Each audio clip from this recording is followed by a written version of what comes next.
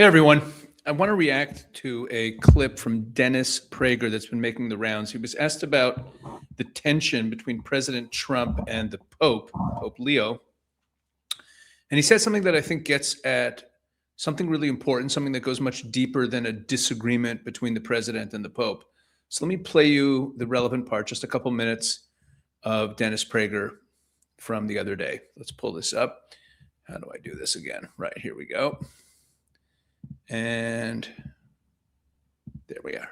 Yeah. What are, speaking of things that upset people as of late, the relationship between President Trump and the Pope. I don't know if you've been following the story, but the Pope the Pope has obviously entered into the political arena by making certain comments. The president has directly commented against him. And there was a post of a meme that may have been misunderstood, but certainly was in bad taste. It was taken down. That's a brief summary of it. But what is your take on what is happening between President Trump and the Pope? I side with the president on this.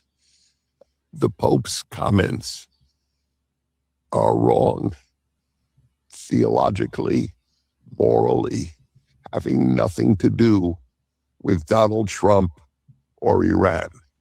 He said, for example, and I'm paraphrasing, I don't remember the exact quote, that God doesn't hear the prayers of soldiers at war.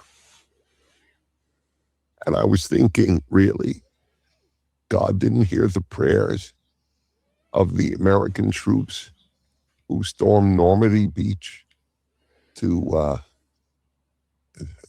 to liberate Europe from the Nazis and to end the Holocaust? Really? What kind? I even went to I went to the papal website just to read what did he mean by that, because it's so morally wrong. And they said, well, he didn't really mean it as that, but he said it. And it's like Tucker Carlson says, any killing of an innocent in war is a murder and it's a crime and it's an evil. Then you can't wage war. There is no war possible where no innocents will be killed. We live in an age of such moral confusion. But I don't care about Tucker Carlson. I care about the Pope of the Catholic Church, the vicar of Christ on earth. If he isn't thinking clearly morally, that's a bad sign. Happily, a vast number of Catholics have learned the sad way not to agree with their Pope on every matter. And let me explain to everybody, popes are only infallible when they invoke infallibility. And they have done so, I believe, in the history of infallibility twice. And they were over theological church doctrines, which have no moral consequence. So you can be a great Catholic and differ with your Pope. And you are a great Catholic if you do in this matter. Dennis, I know that many of your best friends are Catholics. Many of the PragerU employees are Catholics. Several board members at PragerU are Catholics. It is very difficult for me to see the president talking back at the Pope, right? You think that the Pope is somebody you don't talk back at, except my other reaction to it is there an expectation that if the Pope enters into the political arena and starts talking politics, is there an expectation that nobody reacts to him when he talks about politics? And that's what I think is very tricky and difficult here. We want to give him the respect that he should command and deserve. But how do you do that if he's entering into this arena where there is going to be natural disagreement. And I don't know if politics is even the arena of the Pope. No, I think that I don't know what politics means. He's not going to say vote Democrat or vote Labor, but the issue he raised was moral, about killing, and God listening to the prayers of people who kill. And if God didn't hear, I'm not saying God responded, but if God didn't hear the prayers of the soldiers who liberated France and the rest of Western Europe from the Nazis, then that's not a God I believe in.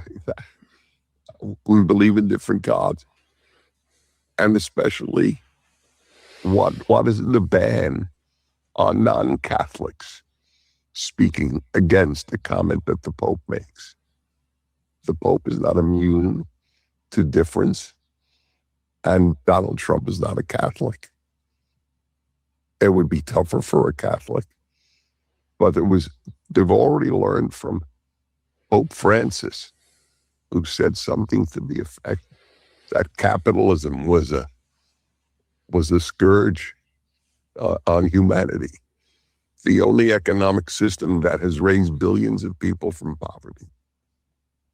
What we have here, and I think the president said that Pope Leo was elected Pope in large measure because he was American and could thereby, they thought, stand up more to Donald Trump. That was the general consensus of Vatican watchers, that they elected an American Pope. Nobody that I know of was even talking about him as a prospect. He came in on the fourth ballot, but that's probably the reason. You have here not a battle between Catholic and Protestant. You have here a battle between the American left and the American right.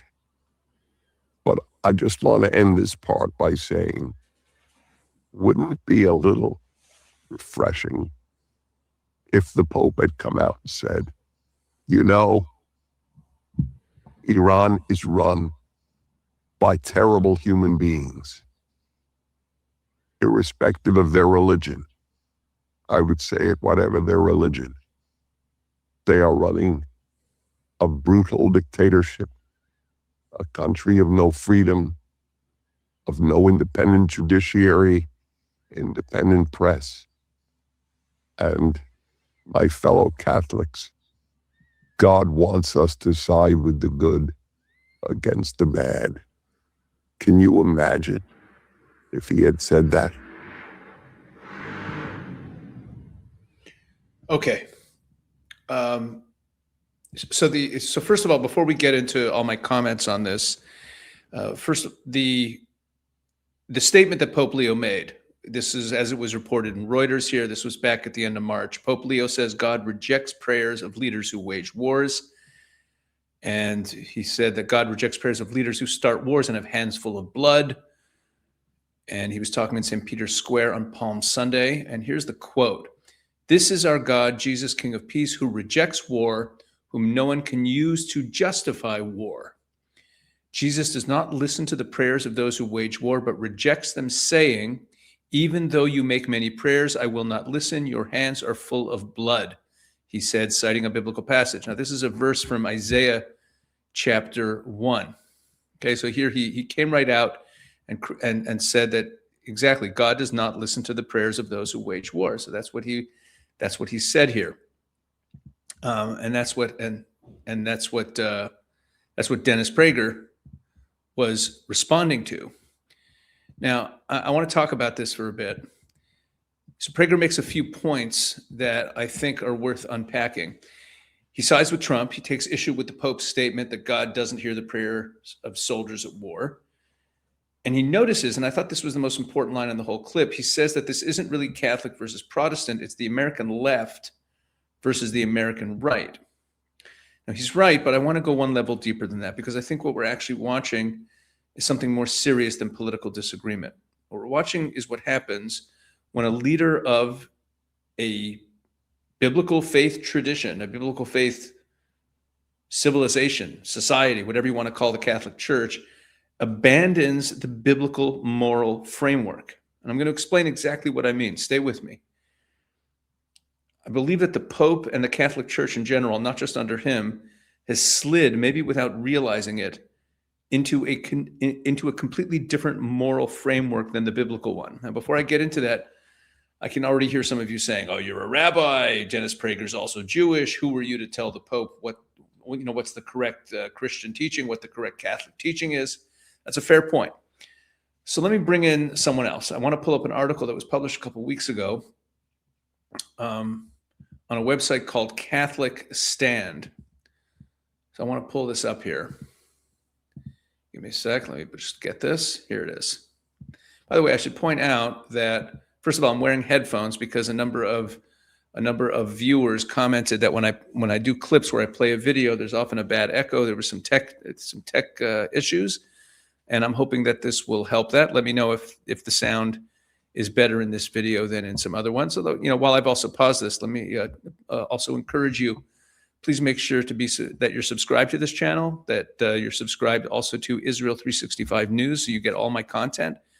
And in the description of this video, you'll find a link to subscribe to our newsletters, the Israel 365 News newsletter and the Israel 365 Action weekly newsletter that will really keep you up to date on everything that we're doing.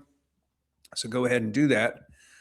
So here's what I wanted to share with you. It's a publication called Catholic Stand. It's a Catholic publication. The writer's a cradle Catholic, a certified catechist in the Archdiocese of Detroit. His name is Gene Van Son. And I think what he writes here gets right to the heart of what went wrong here. Here's what he writes. And I want you to see this particular passage with me. He was bothered by what Pope Leo said. And listen to this passage. He says, "A number of thoughts occurred to me when reading this." And then he said, "My thoughts were of my father, a Marine who fought on Iwo Jima, and my uncle, who was in Patton's army in Europe during World War II. And I thought of one of my brothers-in-law and a cousin who fought in Vietnam.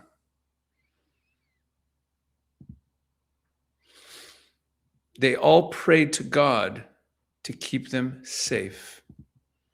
They were, after all, waging war." Then he continues. He mentions that the Pope was using a verse from Isaiah, and he says as follows, because it says here, Isaiah chapter 1, that's where the verse says, "Sinful nation, people laden with wickedness, evil offspring. When you spread out your hands, I will close my eyes to you. Though you pray the more, I will not listen. Your hands are full of blood." That is the passage in Isaiah. So what Van Sol writes is, he says, Isaiah is saying that God does not hear the prayers of the wicked, the evil, or the corrupt. It's not even like you don't have to do any exegesis. You just read the context, and that's what you see. So back to Van Sol. He writes, Isaiah is saying that God does not hear the prayers of the wicked, the evil, or the corrupt. And not everyone who wages war is evil, wicked, or corrupt. I don't think George Washington, our founding fathers, or Abraham Lincoln were evil, wicked, or corrupt. And I think he listens to all of the men and women who answer their country's call and take up arms and wage war in defense of their country against evil, wicked, and corrupt aggressors. Now notice what he's doing there. The Pope grounded his statement in the prophet Isaiah, but this Catholic writer goes back to the actual Isaiah text and shows that the Pope took it completely out of context. Isaiah was condemning the wicked, people whose hands are full of blood, people who've turned away from God. He wasn't making a blanket statement about every soldier who's ever picked up a weapon in defense of his country. So the Pope took this verse about wickedness and turned it into a statement about power, about who wages war, about who has weapons and who doesn't. And that's what I want to drill down on. It's not a small mistake. It's like a category error. And it matters enormously because it reveals something about the lens through which Pope Leo is reading this biblical verse. I'll come back to that. But first, let me read you one more passage from this article by Gene Van Sol. let me pull this up. He has let me find it. He talks about St. Augustine. It's a great point. Here he is. Here it is. He says, St. Augustine spelled out what has become Catholic teaching, just war doctrine, in his magnificent book, The City of God. He says in a nutshell, war is allowed for legitimate reasons. And this has been Catholic teaching for 1700 years. Then he continues. He writes, I hope Pope Leo, where is it? I hope Pope Leo meant something other than what he said. I hope he meant that God does not listen to the prayers of leaders who wage war for evil, wicked, or corrupt purposes. This would make sense because Isaiah clearly is chastising the wicked, but Pope Leo did not say this. So we are now left to wonder what yet another pope is trying to tell us. What yet another pope is trying to tell us. Yet another. In other words, he's not just talking about Pope Leo. He's talking about a pattern. And Prager actually mentioned it in the clip. He pointed out that Pope Francis, Leo's predecessor, said that capitalism was a scourge on humanity. Think about that for a minute. Capitalism. The economic system that has lifted more people out of poverty than any other arrangement in human history. And by all accounts, if you take a look at the Bible and what it says about ownership and prosperity, and it's, the Bible is certainly consistent with capitalism. And Pope Francis called it a scourge on humanity. This is not a biblical critique of greed or materialism when Francis says this. The Bible has plenty of critiques of greed and materialism. Those are legitimate. This is the Marxist critique of capitalism, word for word, coming from the Pope. So now we have two popes in a row, one who thinks capitalism is a scourge, one who thinks that God doesn't hear the prayers of anyone who wages war, soldiers waging war. And in both cases, if you step back and ask, what's the underlying thinking, the framework, the worldview that produces these conclusions? The answer is the same. And it's certainly not the Bible. It's not Augustine. It's not 1700 years of Catholic teaching. It's a power-based, oppressor-oppressed framework that has been absorbed, probably without anyone quite realizing it, by the Catholic Church from the intellectual culture of the modern left. And that's what Jean Van Son is grieving when he writes that line. So we are now left to wonder what yet another pope is trying to tell us. What yet another pope is trying to tell us. Think about that. That's a faithful Catholic, a catechist, someone who loves his church. And he's genuinely bewildered because the Pope didn't just say something politically inconvenient, right? He contradicted 1700 years of his own church teachings. The just war doctrine developed by Augustine, the theologian of the Catholic Church. And did anyone notice that Pope Leo just ignored that doctrine? So the question I want to ask is, how does this happen? How does a pope, the leader of the Catholic Church, end up with this, what looks like a Marxist worldview or kind of postmodern worldview? Here's my answer. And this is what I think Prager was pointing to without quite naming it. When you remove absolute moral categories, like an absolute good and absolute evil, right and wrong, like an unequivocal, clear conviction about what is good and what is evil. If you remove that, you don't end up with neutrality. No one ends up with neutrality. Nature abhors a vacuum, and so does moral thinking. What fills the vacuum almost every time is, if you don't have good and evil, like a belief in absolutes and truth and good and evil, you end up with a power-based framework. Who has power, who doesn't, who's oppressing who, the strong and the weak. And in that framework, the powerful are automatically suspect and the powerless are automatically arouse our sympathies. We see them almost as virtuous by virtue of the fact that they're being victimized and powerless. Sound familiar? It should, because that's Marxism. That's the operating system of the modern left. And increasingly, it's the operating system of a lot of people who think that they're just being compassionate.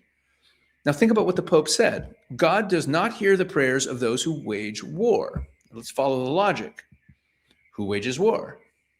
Who wages war? The armed, the powerful, the ones with weapons, the ones with armies, the ones with air forces. And in the oppressor-oppressed framework, being powerful and good at waging war, that's enough to determine whose side God is on. Right? So in that worldview, before you've asked a single question about what they're fighting for, who they're fighting against, right? Things that kind of matter to whether or not this is a war that is moral. No. It doesn't matter if those soldiers are liberating a death camp. It doesn't matter if they're the only thing standing between a civilian population and a regime that will slaughter that civilian population. Right? The framework has already done the thinking for you. Power equals guilt. That's the conclusion you reach when you've traded your biblical moral compass for a postmodern moral compass. And then, and this is the really dangerous part, you go back to the Bible and you pull up a verse and you read it back into the text, which is exactly what the Pope did with that verse in Isaiah. Now, Prager mentioned Tucker Carlson in the clip, kind of brushed him off. He said, I don't care about Tucker Carlson. I don't want to brush him off, though, because Tucker gives us a very clear understanding of where this logic ends up. Tucker's position, and he's been pretty explicit about this, is that killing innocents in war is always murder. Anytime a civilian gets killed in war, it's murder. It's always a crime. It's always evil. And if you accept that, as Prager points out, you've effectively ruled out all war, period, full stop. There's no wars anymore. Now, Tucker might embrace that and say, yeah, let's end war. War is all evil. Tucker might call it wisdom or restraint. He'd say, no more war, problem solved. But let's follow the logic. Who benefits from a world where the good guys have committed themselves to never using force, to never going on the offensive? Who benefits from that? Not the innocent, not the weak. Or look at our current context. Not the Iranian people or the other good people in the world who don't want to be terrorized by Iranian terror networks worldwide. Right?